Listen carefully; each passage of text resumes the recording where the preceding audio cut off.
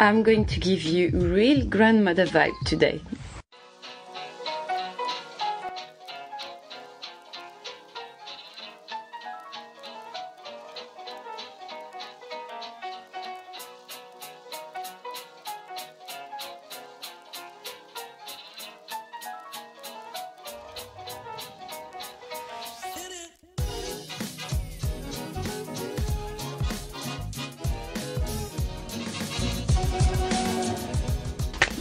Bonjour fragrance lovers, welcome back. Today's video I'm showing you my part 2 of my fragrance collection, but this is a special episode. As you've seen by the title, it's a vintage edition, meaning that you're not gonna see like 50 fragrances today like I've done in episode 1.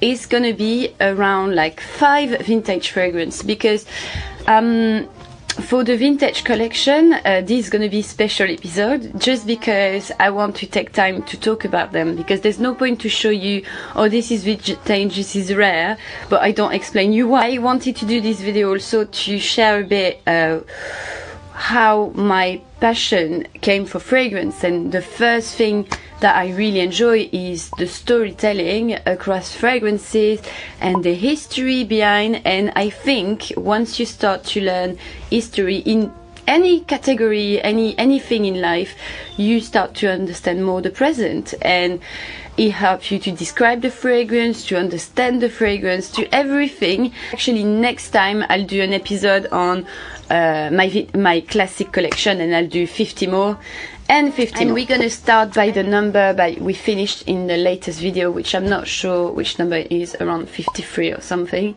So I'm gonna carry on like this, and next episode will give you 50 more, and next episode 50 more, and then 50 more, and then 50. Okay, so the first one I want to show you is not a rare fragrance.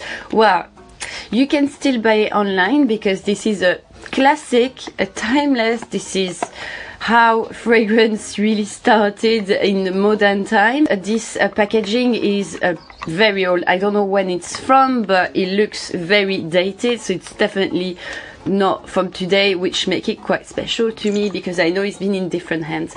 So this is the classic cologne, which is number 4711. What you can see here is the Cathedral of Köln, so that's the symbol of it, and then you've got the design in Bremen blue colors and golden ornaments, and inside what it is all the awards that the fragrance won, so there's a lot.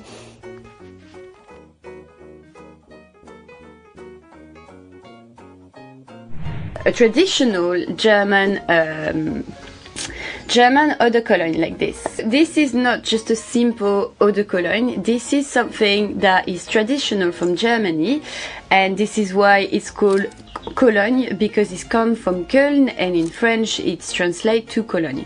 A concentration of very high quality ingredients and essential oil, which makes it quite special. What makes it very interesting, this one, its composition is still a secret, so you can find, you know, like approximately what is inside. A cologne meant to be like very refreshing, so that's what you have. You've got a lot of citrus, a lot of orange, things like that, lemon, but this one's got really like something quite special to it. Love it. It does have a little aromatic tone with rosemary as well, and basil, we can imagine, but the composition was never said. A practical design, so you've got different design. This is not the original bottle, you do have another original bottle. This one is the travel size, so for the pocket, which I think is the cutest thing ever. The practical was really important before, much as now that we do those beautiful flacons. Before it was quite nice to like hide your kit of fragrance somewhere. We were doing this little kit. Merlin! This is produced in Cologne since 1799, so that's a long time, and the formula never changed during 200 years. So when you see all this reformulation now, I'm a bit laughing. So at the beginning, in the early 18th century, this product was created by an Italian, Joan Maria Farina, and basically she was living in Cologne at the moment, and I know there was like a quite like drama around that, because I think the formulation was sold to the Mullen family, which is the family that own this now, and there was a drama because they didn't want to get the formula, things like that. At the beginning, the eau de cologne first purpose was to be used as a remedy. So before being your perfume, this was a remedy. Could like heal the soul or just heal something, like, you know, to as antiseptic or things like that. It had a lot of properties like this, and it was called Aqua Mirabilis, and this is why you can see in my intro, my previous intro, you can see also a Napoleon like next to it, just because Napoleon was a big fan of eau de cologne, and unfortunately during that time, during like 1810 or something like that, everyone in France was getting killed by the guillotine. So the market of cologne was having a difficult time, but Napoleon Bonaparte came here and he loved eau de cologne, and so he was the best client technically. And he used different cologne. There was just not only this Aqua Mirabilis, there were also another cologne that was called Saint Helena as well, but he was using those things as well. And to give you a little numbers, to give you how crazy he was, he had around 50 bottles a month. So he was ordering 50 bottles a month. So when now some people say, oh, you crazy, I'm like, well, not that much. What I like about this one as well is you can see reference in many movies, things like that. You can see it in a lot of books, like for example Breakfast at Tiffany, you know, like this is classic, written by Truman Capote, and this was the fragrance she was wearing, character Ollie was wearing, so you know it's quite iconic. And also, you know, like during this time, you know, like during approximately the 50s and the 60s in France, people were saying, and I'm quoting, every self-respecting woman in the 50s and 60s had a bottle in her vanity. Like, it was really something iconic, and it's still now. Like, I mean, like I see vintage lovers will always have a bottle of that. I think I want the biggest bottle because I think it's amazing. What is really nice as well compared to eau de cologne as well is an harmony of solution. So you've got this bergamot, lemon and orange that's here for revitalizing you. You've got lavender and rosemary to calm you with herbal tones, and also you've got the neroli to again calm you and give you like positive vibes. So it's really a miracle water. So you know, this is how the word eau de cologne went to life, you know, with those kind of things, with this thing, really. So I'm a bit like confused when I hear a lot of people say, I want a cologne, I want blah blah blah, and then get an eau de parfum. I'm like, well, this is I think like explaining a lot. Like, we overuse the word cologne nowadays, but that's a true cologne. Cologne is a different concentration. It's, you know, eau de parfum, eau de toilette, and you've got a cologne that is meant to be here to very refresh you. So I think people confuse a bit the word and the vocabulary in fragrance at the moment, but that's what it should be, a cologne. The next one I wanted to show you today is my little jewels, and I'm so happy to have found it. And this is Arpège Lanvin.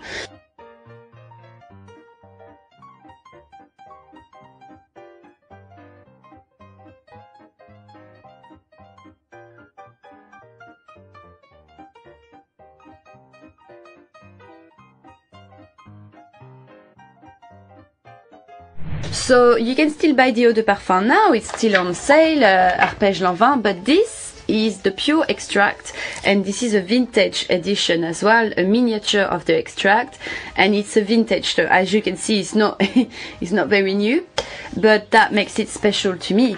And I wanted to get Arpège because if you don't know, Arpège was released, for example, like I think 6 or 7 years after number 5, and that was a floral aldehydic too, and it was very iconic too. Like, this is something that marked the perfumery, and we tend to forget it now, but it's one of the world's classic scent ever created. If you have the occasion, you go to a store and you see Arpège in this black bottle from Lanvin, go have a smell, because this is the part of the history. I put you the composition, but that's not really what matters today. It's a lot of aldehyde, so it feels very fizzy, uplifting, a bit of honeysuckle, peachy fruity note, but what you can really smell is something quite really dark and intense sensuality in a bottle, just like we did before. You know, it's really something that now when we talk about sensuality, we talk about a touch of vanilla, it's warm, comforting. No, at the moment it was an opulence of flowers, and that was what was sensuality, and it was extremely strong, lasting forever. I mean, if you compare longevity from that to a very long lasting now, like winner.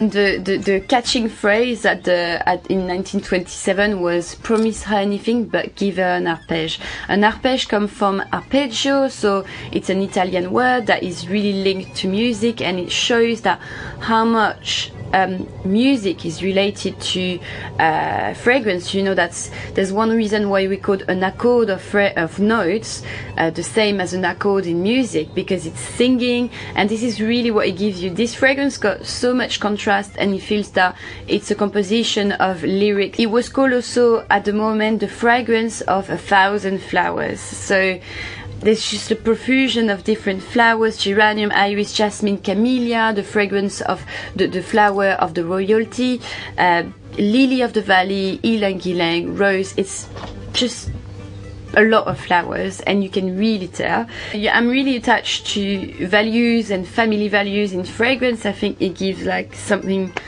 that I know, because it shows that passion can go through generation. And the story of this fragrance is, you've got a little logo here, and this is Jeanne Lanvin, so the creator, and you've got she's holding a daughter in a little logo, and she basically created that with the two perfumers André Fraisse and Paul Vacher.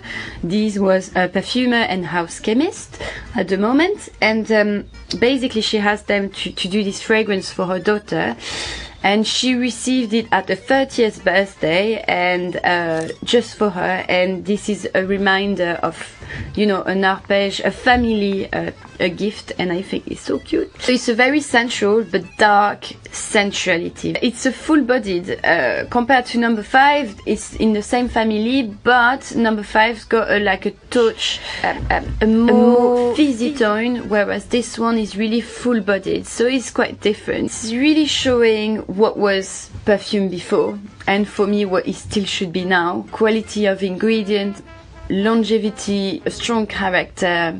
Yeah, for me. So it looks like that, and you remove it like this, and so it's a pure extract, so I won't use it because it's a collection pieces. But yeah, you still have the little logo here that is so cute, and I want to cry when I smell that. It's glowing, it's radiating. All these flowers are like, oh my god, like it feels that you across Versailles, and there's a lot of bouquet of flowers everywhere. That's what it smells like to me. Oh, it's beautiful. So this is my little jewel, so I prefer that than an engagement ring. So the next bottle, and we're gonna go quicker on this one, which is quite a mystery, this bottle. It's this thing.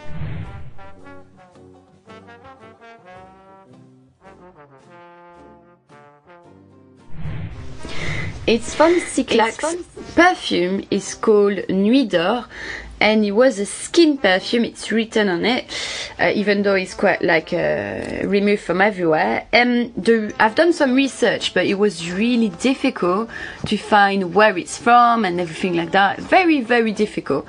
But I found that this is from the 1940s, so long time ago. So Cyclax is actually one of the world's oldest cosmetic company. It was doing skincare and everything like that, and yeah, it's just really old, and it's still in activity now, but not that much. Smell a bit. It's again an aldéhydic fragrance, just like Arpège number 5, like it was before. So very opulent, but this one smells a bit more like an animalic side. I think with the time as well it got like a bit dated.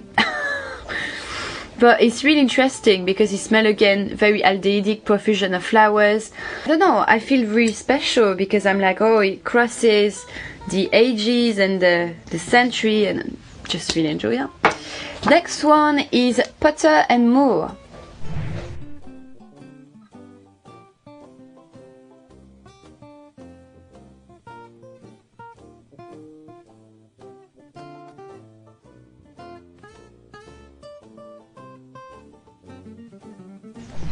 So this is a British brand again. It was established in the 1749 in Mitcham. And in Mitcham at the moment, it was all about cultivation of lavender. And so the two creator Potter and William Moore. I don't know if I pronounce this correctly, but basically in the late 18th century they grew up in Mitcham, and that's in southern England, and this is they were basically physician gardener, that's how it calls. So basically they were working into botanics and things like that, and how it can heal anything, your body, your mind, and blah blah. So it's all a natural ingredient in that, and they used to create beauty and bath products and things like that. And the lavender cultivation was their specialty. At the time it was used as antiseptic, anti-inflammatory, and it was like a big firm of that. And it was something very important at the time because the Queen Victoria herself like was really into that lavender thing. She was using it every day for a beauty routine, and that was really important. And what it make me think is really special, so the bottle is very old, as you can see. Yeah, very old. But the lavender in there smells like how should be a lavender really now, and that's what I love about like vintage fragrance. There was a difference into the quality before and what it is now, unfortunately.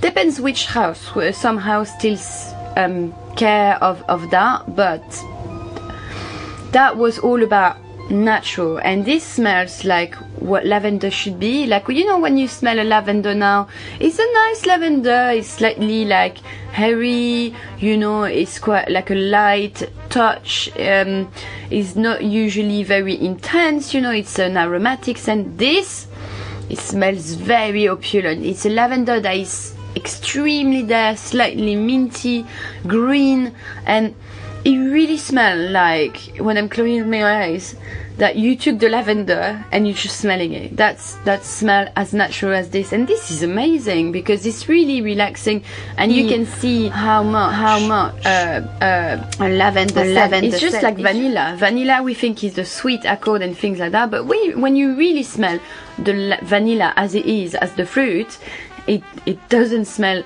at all sweet. Last one I wanted to show you is from Max Factor. So we're going to the US now. We've been to France, we've been to UK, let's go to the US.